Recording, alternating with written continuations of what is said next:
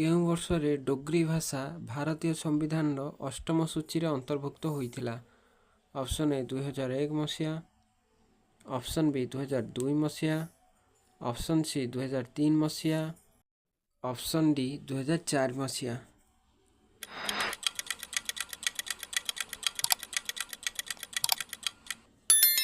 ସଠିକ୍ ଉତ୍ତରଟି ହେଉଛି ଅପସନ୍ ସି 2003 ମସିହା। 2003 ମସିହାରେ ଡୋଗ୍ରୀ ଭାଷା ଭାରତୀୟ ସମ୍ବିଧାନର ଅଷ୍ଟମ ସୂଚୀରେ ଅନ୍ତର୍ଭୁକ୍ତ ହୋଇଥିଲା।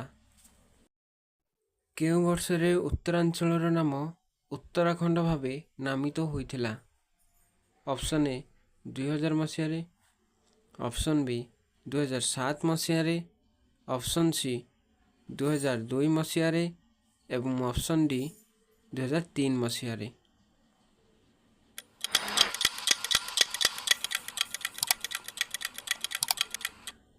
ସଠିକ୍ ଉତ୍ତରଟି ହେଉଛି ଅପସନ୍ ବି 2007 ମସିହାରେ।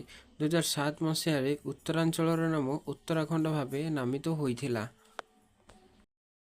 ଭାରତୀୟ ପୁରାଣ ଅନୁଯାୟୀ ଧୂମବର୍ଣ୍ଣ ଡ୍ୟାଶ୍ ଅବତାର? ଅପସନ୍ ଏ ବିଷ୍ଣୁ ଅବତାର, ଅପସନ୍ ବି ଶିବ ଅବତାର, ଅପସନ୍ ସି ଗଣେଶ ଅବତାର ଏବଂ ଅପସନ୍ ଡି ହନୁମାନ ଅବତାର।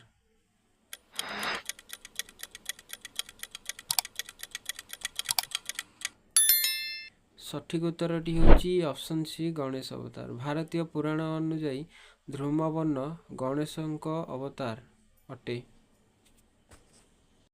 ନିମ୍ନଲିଖିତ ମଧ୍ୟରୁ କେଉଁଟି ହେଉଛି ଡମ୍ଡମ୍ ଜ୍ୱର ବା କାଲା ଆଜାର?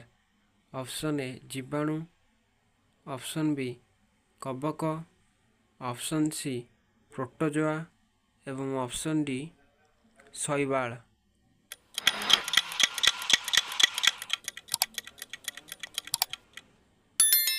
ସଠିକ୍ ଉତ୍ତରଟି ହେଉଛି ଅପସନ୍ ସି ପ୍ରୋଟୋଜୋଆ। ପ୍ରୋଟୋଜୋଆ ହେଉଛି ଡମ୍ଡମ୍ ଜ୍ୱର ବା କାଲା ଆଜାର।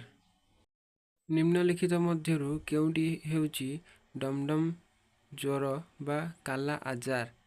ଅପସନ୍ ଏ ଜୀବାଣୁ, ଅପସନ୍ ବି କବକ, ଅପସନ୍ ସି ପ୍ରୋଟୋଜୋଆ ଏବଂ ଅପସନ୍ ଡି ଶୈବାଳ।